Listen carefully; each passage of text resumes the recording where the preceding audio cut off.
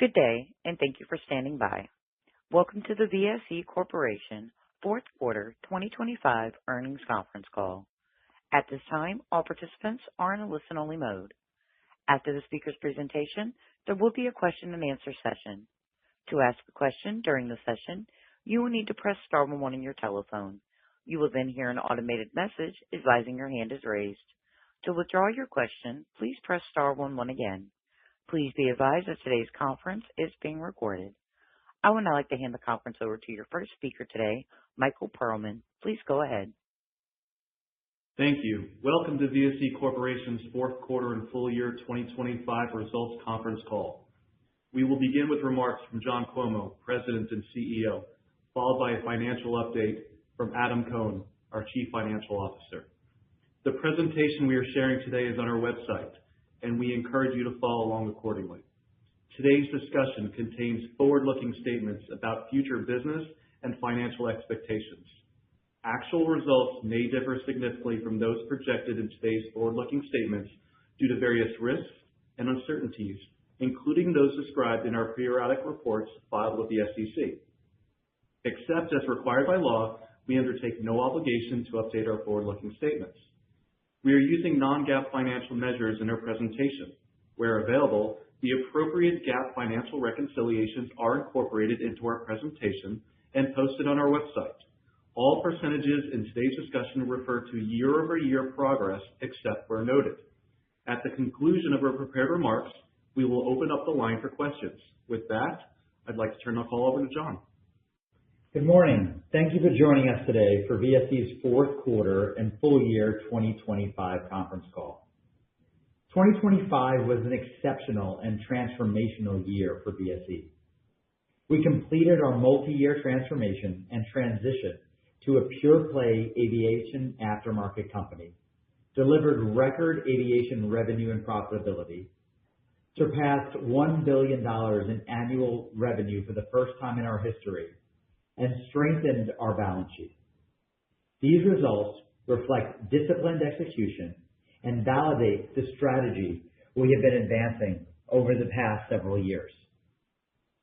During the year, we expanded our engine and component capabilities through highly complementary acquisitions, advanced key OEM programs, increased MRO capacity, and accelerated integration and synergy capture activities across the platform. Each of these actions enhances our operating leverage, deepens our proprietary capabilities, and strengthens our competitive positioning in the global aviation aftermarket. We enter 2026 with strong momentum. Our aviation-only platform is scaled and positioned to drive sustained organic growth and continued margin expansion and improved free cash flow generation. Let's move to slide 3, where I would like to highlight our recent developments. Let me start with our announced transformational acquisition of Precision Aviation Group, or PAG.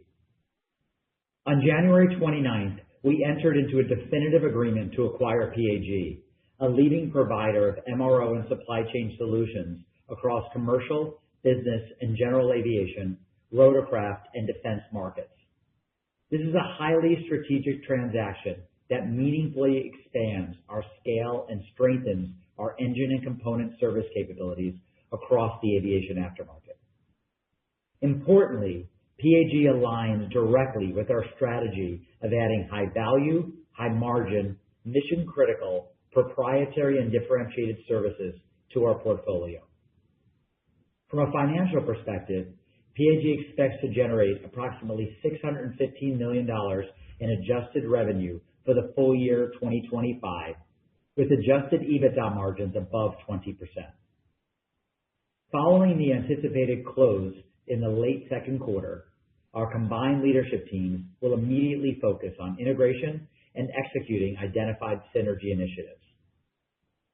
Phase 1 cost and insourcing synergies are expected to exceed $15 million on an annualized basis. This provides a clear path for the combined company to achieve adjusted EBITDA margins above 20% over the next several years as integration progresses. The total upfront consideration for the acquisition is approximately $2.025 billion, subject to customary working capital adjustments. This consists of $1.75 billion in cash and approximately $275 million of equity issued to GenX360, subject to a customary lockup.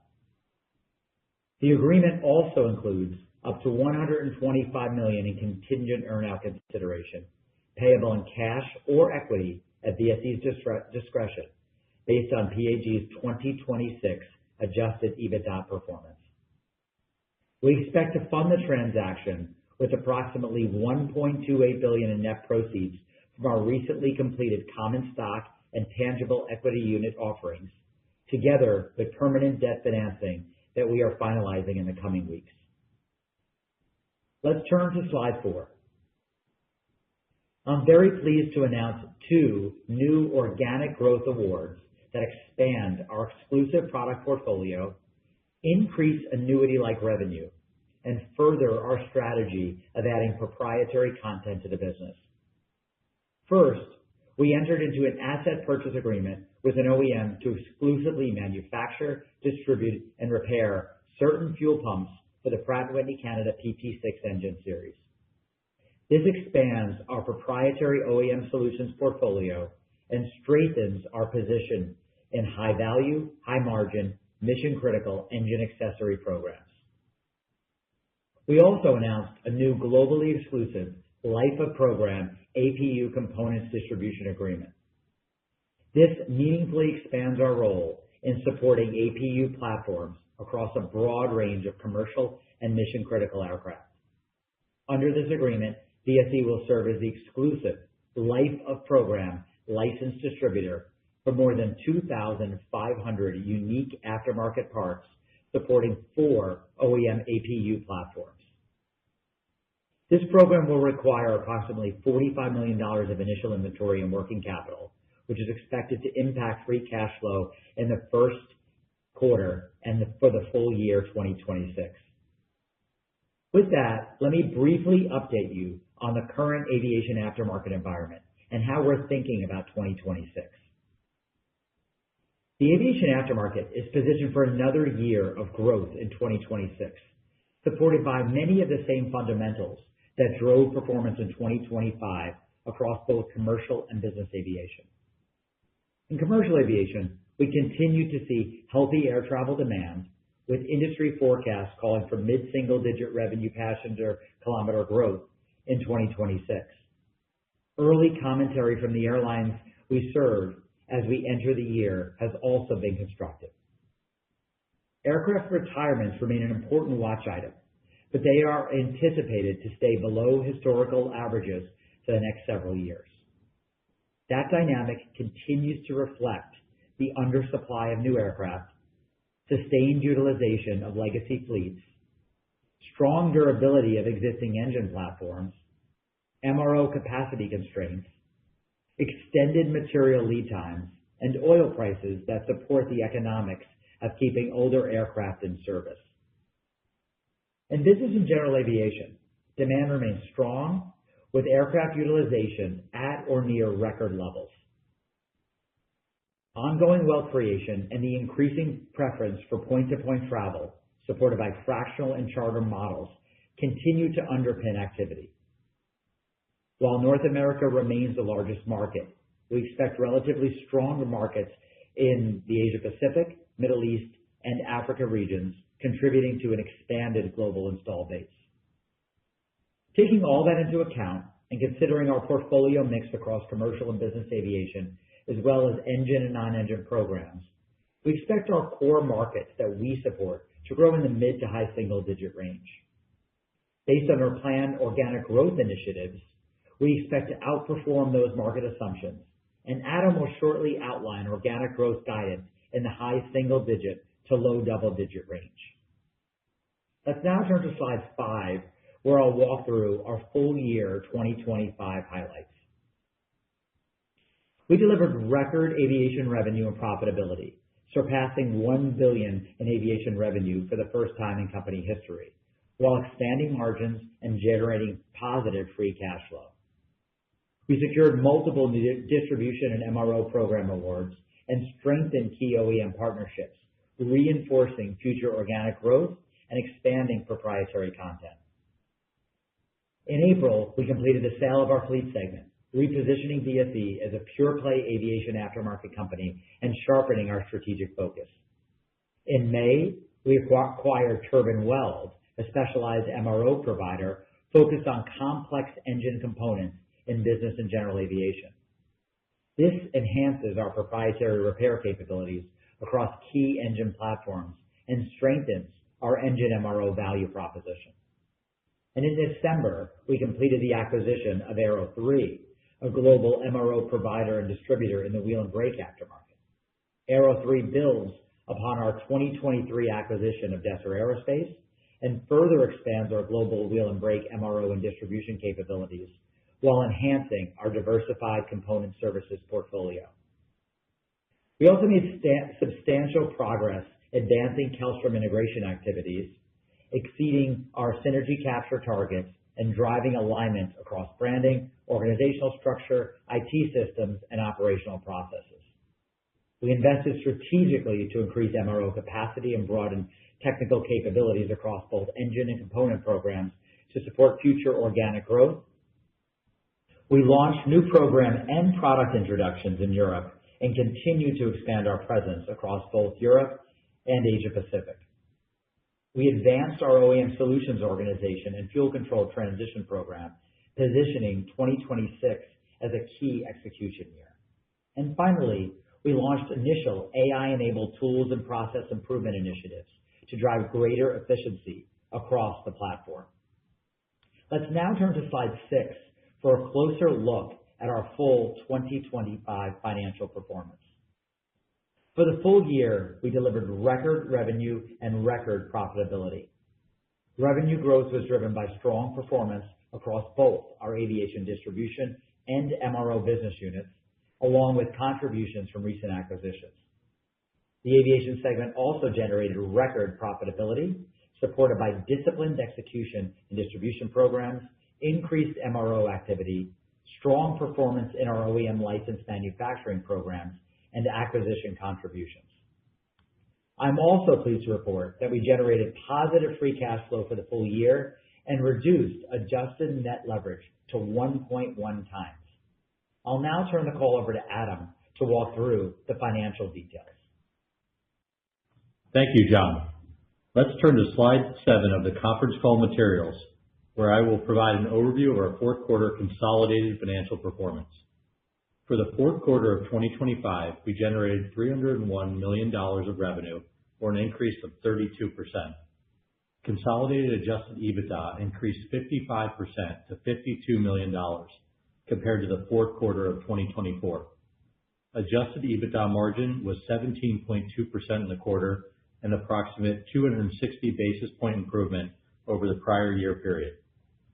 Adjusted net income was $26 million, and adjusted diluted earnings per share was $1.16.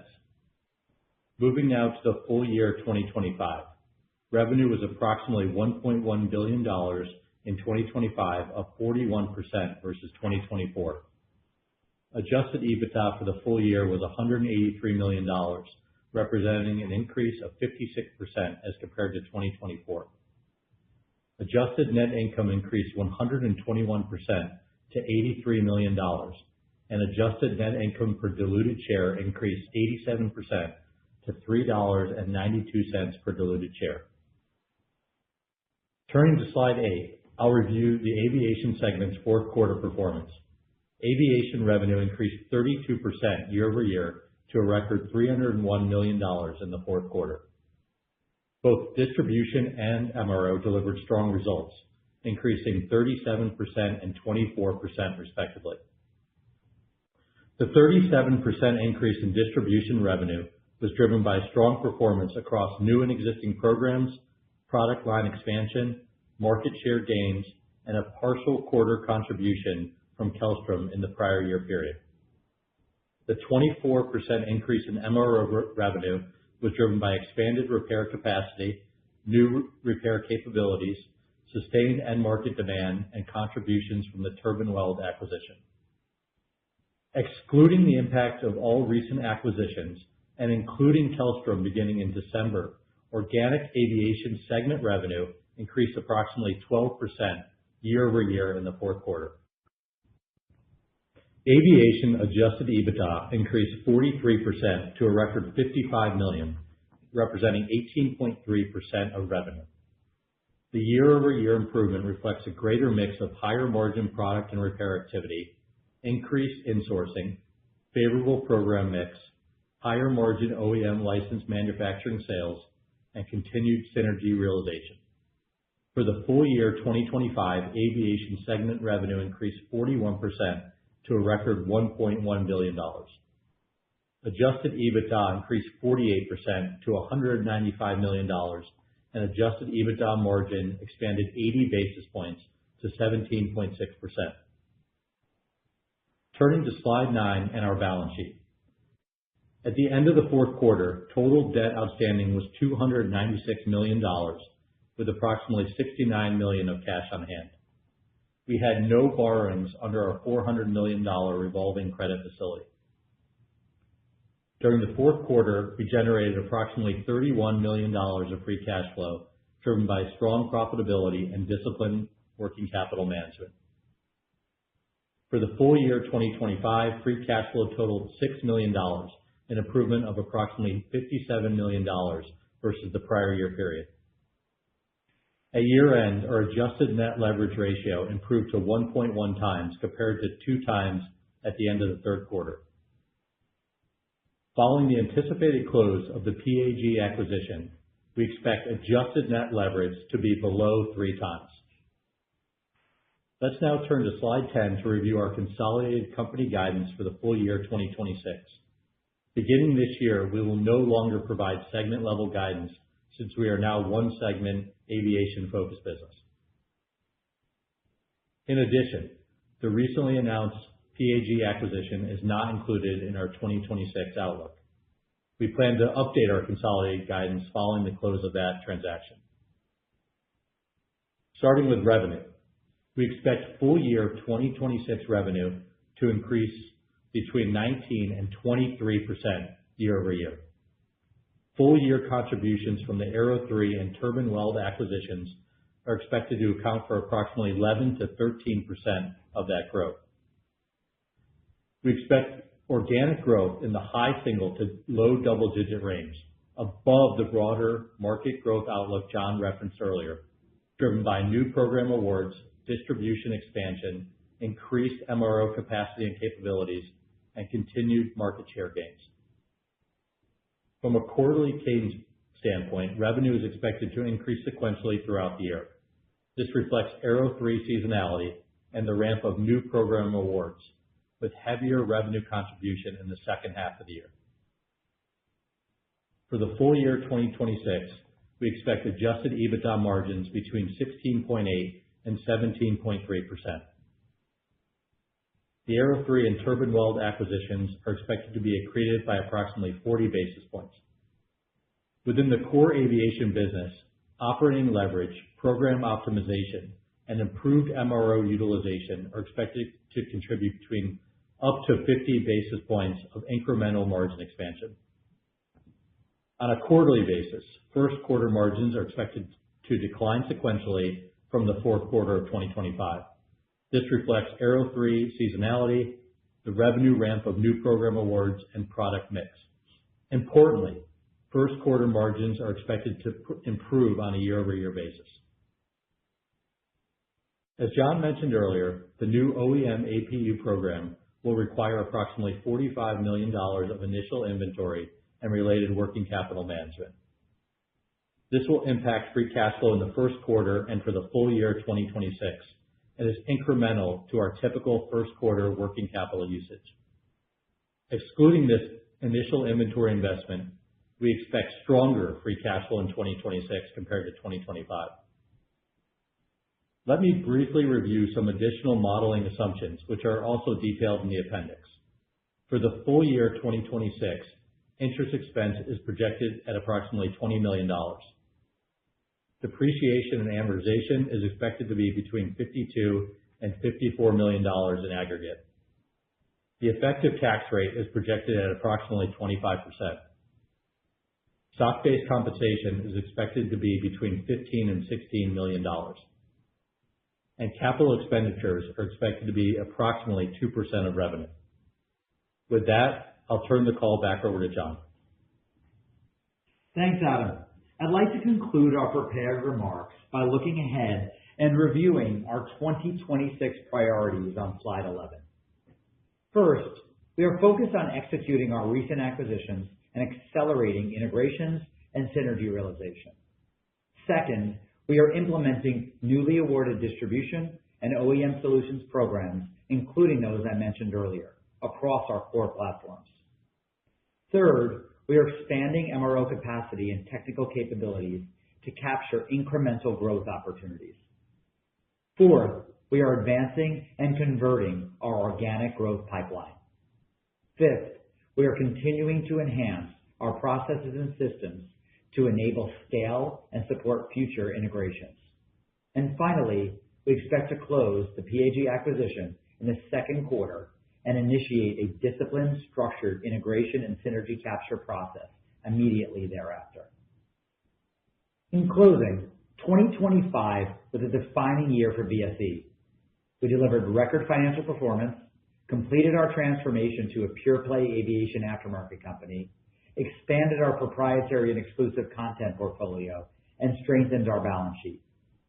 At the same time, we positioned the company for its next phase of growth, both organically and through the announced acquisitions of Aero 3 and PAG. As we look ahead to 2026, we see a supportive market environment, accelerating organic momentum, expanding margins, and a clear path to greater scale and capability.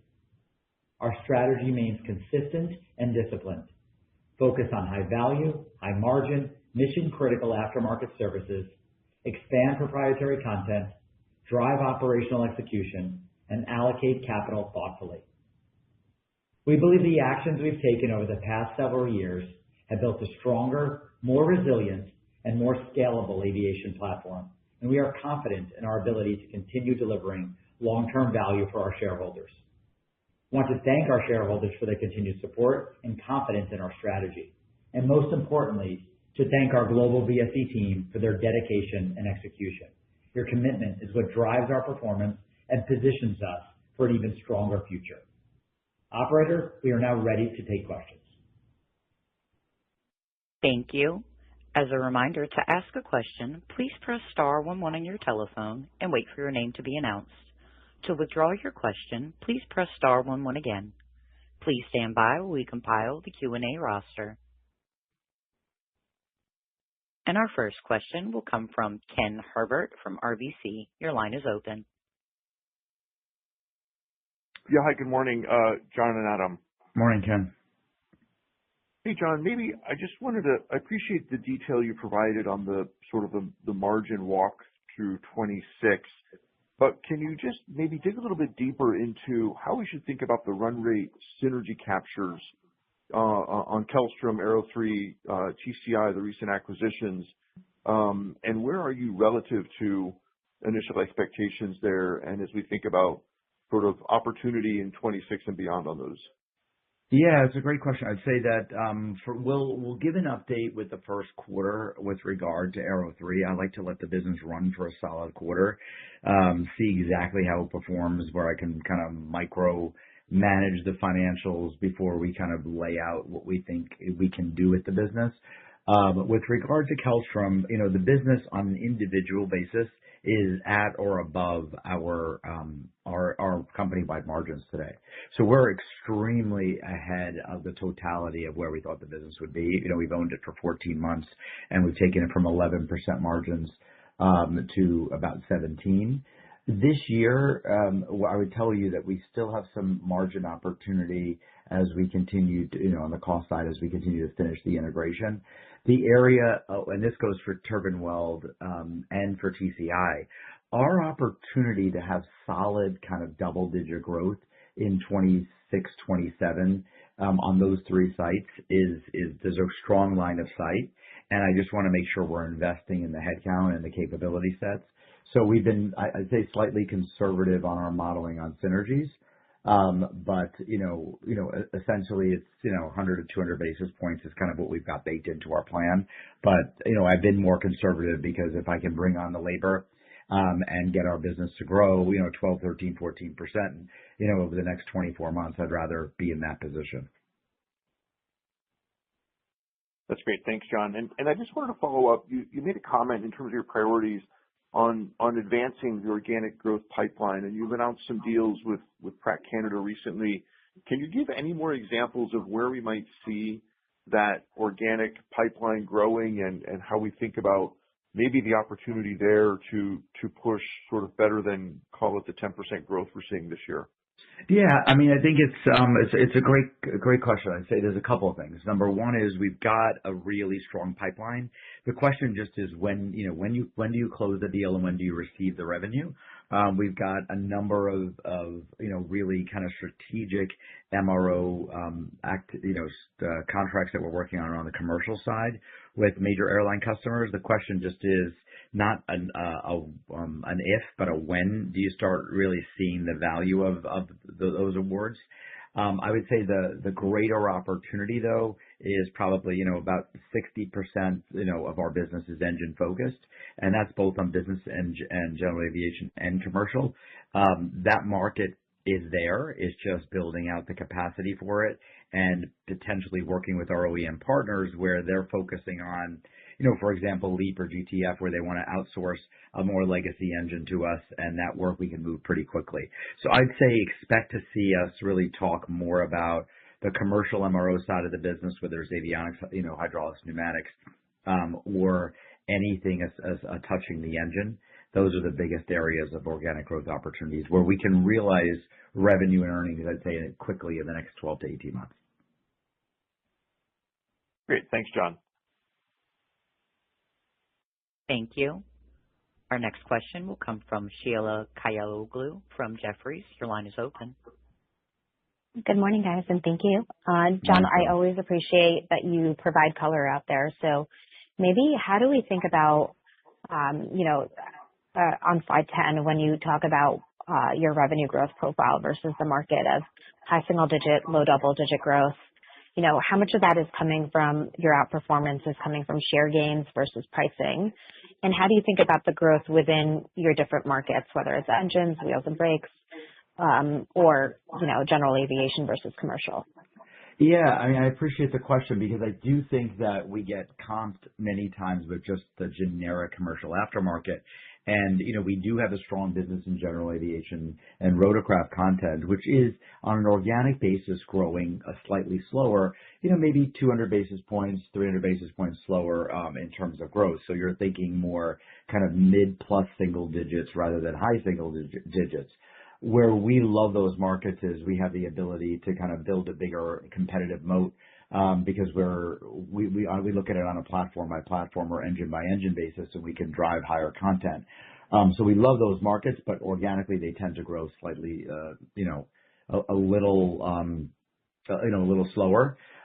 So we look at the business in four buckets. We think our commercial engine business will grow, low double digits. We think our business and general aviation engine business will grow kind of high single digits. Right below that is more the component side of the commercial business, and that mid-single digit growth rate would be business and general aviation components. And I would tell you on the pricing side, we're seeing a little bit of moderation in pricing. I mean, we've had very aggressive pricing over the last 5 years, plus, tariff impact, which does get pushed down to the end user. So in those market growth rates, I would tell you think of it more as 50-50 price and volume. Got it. Thank you. And then maybe if I could ask another one, I don't think it's necessarily on your slides for your 26 priorities in terms of free cash flow improvement. And maybe that's because you're investing in new awards and to ensure you have, the labor there and potential. But can you talk to us about free cash flow potential in 2026? Yeah, sure. I mean, by the way, it should be. So that was a miss on my part. Thanks for highlighting it. But because it should be. It is definitely a conversation we're having. Oh, I looked at it as a positive that you're investing in organic growth. But it's a combination. We've hit the scale now. First quarter is always going to relatively be free cash flow negative. We just, we have so many end of year opportunities and we're putting cash to work. But as you look at the back end of the year, you should see a stronger free cash flow conversion. Adam, do you want to speak in a little bit more detail to it? Yeah, thanks for the question, Sheila. So yeah, I mean, we made significant improvement in 2025, as you mentioned. Improving, call it around 57 million year on year. We are expecting to continue to improve. Specifically excluding this APU program investment that we talked about. But I think you're seeing the benefit of the portfolio shift to more MRO, less working capital intensive revenue. And we are continuing to optimize our distribution program, resulting in improved terms as well. And, I think you'll continue to see that shift, especially through the PAG acquisition as well. So we'll provide more specific guidance after the close of the PAG acquisition and the permanent debt financing and some of the deal related items. But as John said, we are expecting improvement into 2026. We will see more cash use in the first half of the year, driven by the APU investment, but you should expect very strong free cash flow generation in the second half of the year. Got it. Thank you so much. Thank you. Our next question will come from Louie DePalma from William Blair. Your line is open. John, Adam, and Michael, good morning. Good morning. And congrats on the... Louie, we can't hear you if you're talking. And congrats on the flurry of activity on the business development front over the past 12 months. Crystal, maybe go to the next one. Please stand by. Adam, are you able to hear Louie? Yes. Okay. I apologize, Great. everyone. Can you hear me? John, can you confirm that you can hear him or you still can't hear him? I cannot. I hear you, and I hear Adam. I do not hear Louie. Okay. Louie, if you don't mind, I'm going to reconnect you to the queue. Can you press star 11 again, and I'm going to bring you back up? Everyone, please stand by.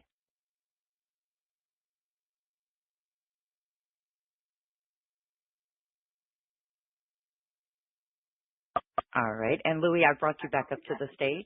Can you say a couple words to make sure John can hear you, please? Excellent. Good morning. Oh, there you are, Louie. Sorry about that.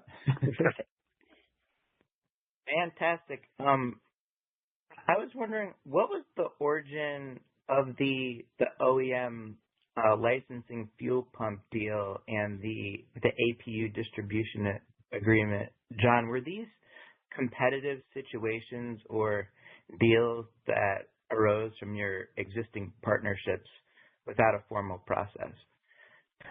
It's a great question. I'd say that both of the agreements were definitely a result of the focus, as we build these relationships, that we're getting ahead of potential future opportunities, and we're highlighting to our OEM partners where we think we can add value.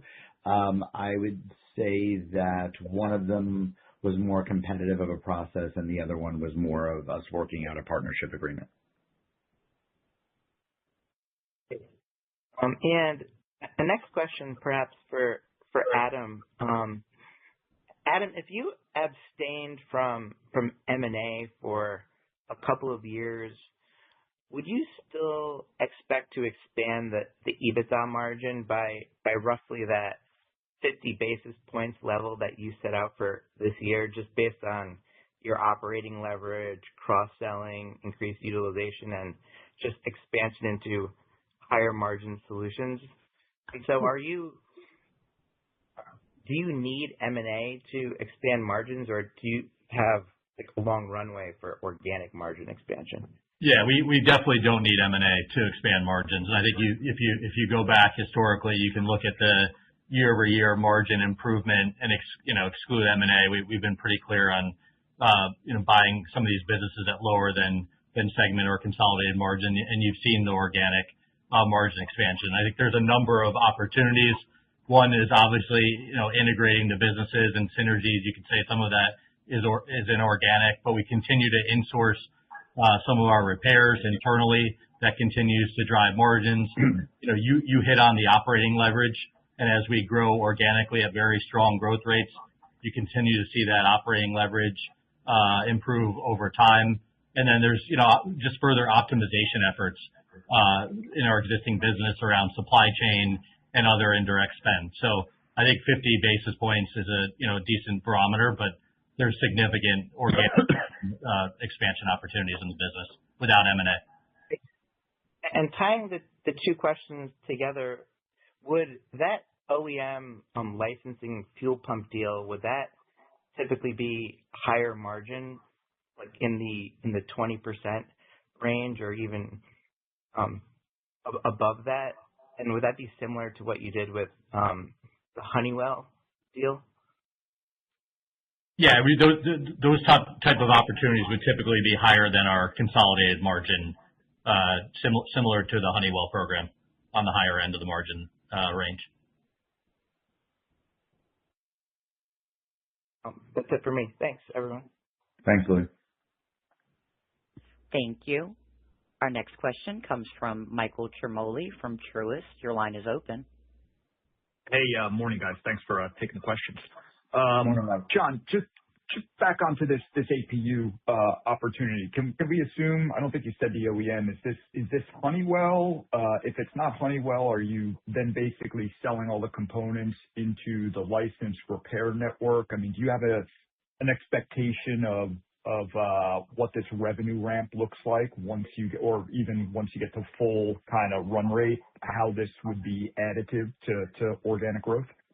Yeah. It is. I'd rather not say the OEM at this point, but we are selling to the operators and into the networks. But we are just in the finalization of it. The reason we really shared it with the quarter is because we want to accelerate the transition. So there will be an inventory purchase. So I wanted to make sure you were able to model the inventory purchase in the first quarter. Our first quarter earnings will be, in early May. We'll have a better feel then of how fast we can transition, which is how fast we can, be additive in terms of revenue and earnings. I'd say we're a little premature there. I just wanted to make sure that you all weren't surprised by the inventory build that we were going to do in the first quarter to support this.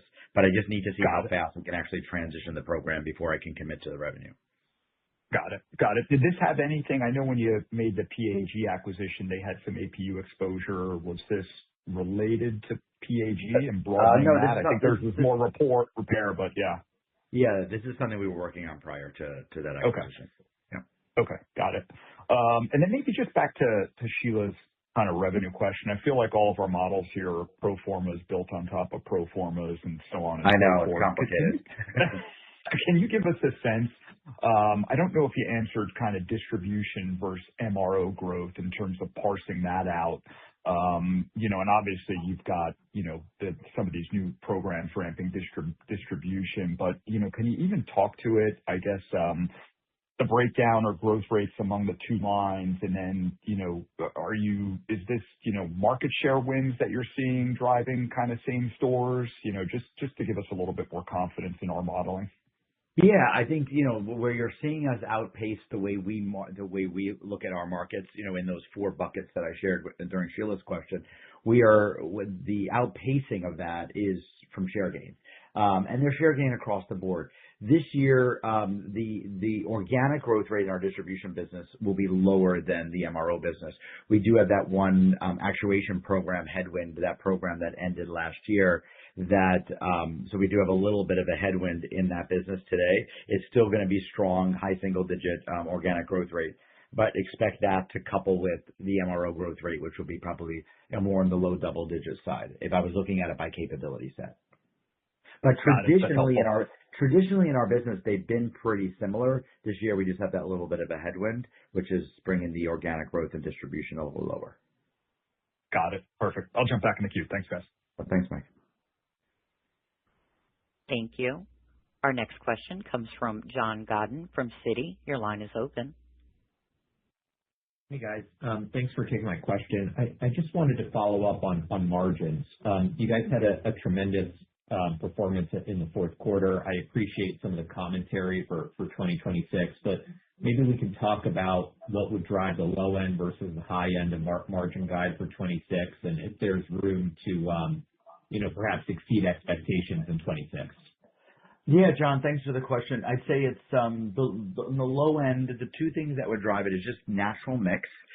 So the mix, on the lower end of the margin profile, and then labor. If we're able to bring on labor to support back end of the year kind of engine growth and new program growth, that our SG&A, is kind of a little tighter than what our plan is.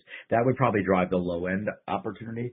I think at the high end, there's a couple of levers that we'll focus on pulling this year to drive margin. And number one, Ken mentioned it, is additional synergy opportunity that we've got with the acquired businesses and how we integrate them. Number two is, as we look at accelerating organic growth more on the proprietary side of the business, which tends to be higher margin, so we're moving mix on the higher margin side.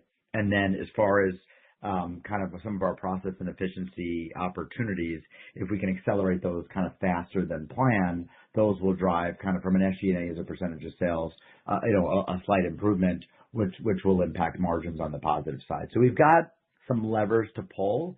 It's just about matter of timing, right? So I just want to be, conscious of the timing and make sure that we can, we've got a lot on our plate in terms of execution, that we can execute it the right way. That's fantastic. And sort of similar question, but bigger picture, as we look at that 20% margin target, maybe you can just elaborate on what the shape of that looks like, and if there are any big milestones that kind of unlock a step change in margins, or if you expect it to just be kind of ratable and linear over the next few years. Yeah, I mean, we had a path to 20% pre, PAG announcement. The announcement of PAG will accelerate that path in a faster way. I'd say that once we close the deal and we kind of recast our guidance for the back end of the year, I'll have a better feel. I'd say the gating factor on timing is how fast we can get through some of the synergies that we publicly shared. That first phase of $15 million of synergies really gets us there. So the question just is, how fast can I execute on it? I traditionally like to let a business kind of run itself on its own for 3 to 6 months before we start integration. Here, if there's some kind of low-hanging fruit, for lack of a better phrase, like that, we would focus on that near term to help us accelerate that. But I would say don't expect the 20% number in 2026. Our goal would be, back end of the year of 27. That's great. Thank you very much. Thanks, Sean. Thank you. Our next question will come from Jonathan Siegmann from Stifel. Your line is open. Good morning, John, Adam, Michael. Thanks for taking the question. Of course, Jonathan. Maybe just back to that inventory build in Q1. Appreciate the quantification of that. Is it, granted, the business got to ramp up, but is it too aggressive to think you'll eventually be turning that inventory 1 to 2 times a year? Is that the right way to think about it, or is there a reason it would be substantially less? Thank you. I think you're looking at it the right way. I would say year one of a program will never turn it twice. That's more of as we optimize the program. So we tend to be conservative in the first year because we want, a delivery performance to the end users to be at the highest level, and having that inventory always drives, our ability to do that. I would tell you, as we get into 27 and definitely into 28, you'll see that inventory optimize a little better. That's great. And then you also highlighted additional opportunities like this. So the sales process, how long does it take to close? Oh, good question. It could be 3 months to 3 years. I mean, it depends, because we're working on these kind of programs. There's a lot of our business that we're working on where, as the OEM is working on next generation products and they want to reallocate resources, or something in their definition of end of life, becomes something that they want to have a discussion on. So it really, sometimes the conversation starts, and it's until they realize that they need to allocate resources to a different part of the business that it starts to accelerate that kind of opportunity set. So it really, unfortunately, it's a complicated part of the nature of our business, which is why you have to have a deep pipeline, because timing of the acquisition, the organic programs is difficult. Likewise, it's also difficult to time the transition. So the reason we shared the inventory, it's the fastest way to transition. It's painful from a working capital perspective. But buying all the inventory and transitioning quickly will allow us, to move faster on the transition versus kind of a trickle-in transition. So this one, hopefully we can transition in the first to second quarter. It's the timing of these deals is all over the place. But the returns are great. So congratulations again. Yeah. Thank you. Thank you. Appreciate it. Thank you. Our next question will come from Jeff Van Sinderen from B. Riley Securities. Your line is open. Morning, Jeff. Hi, good morning, everyone. Just wondering if we could delve a bit deeper into the Pratt PT6 agreement. Is there more you can tell us about that? Maybe order of magnitude, how significant is it? Maybe what it can contribute to the business. Yeah, I'd say it's premature to give you a little bit more detail there because, what we like to do is similar to like an M&A deal is that we like to test the markets to make sure that and validate kind of the assumptions that we put into our model, which, we believe is conservative. But, Adam, or Michael, are we comfortable sharing any details around that, or at this point I would say that the purchase was around $10 million or so. And you're not going to really see a significant earnings contribution from that program. Similar to Honeywell, we are the current distributor on the program, so we need to burn through all of our higher costed inventory before we can start selling through the lower cost inventory. So we'll see some, margin, pick up in the back half of the year, which is reflected in our guidance, but you're not going to see a material impact in the first half of the year. Okay, that's helpful. And then I think we're all aware you guys have a large acquisition pending. But where do you stand on organically increasing MRO capacity as you think about this year? And then maybe what are you experiencing on the employee hiring front for MRO? Yeah, we've been having a bunch of strategy sessions this week. We are seeing, both turnover improvements as well as retention improvements.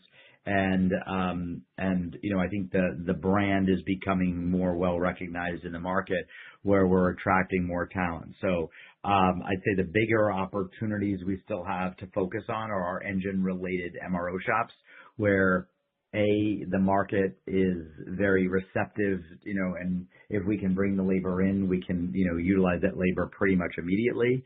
But it's still a tight labor market. So that's really, I'd say, the biggest concern area from a labor perspective.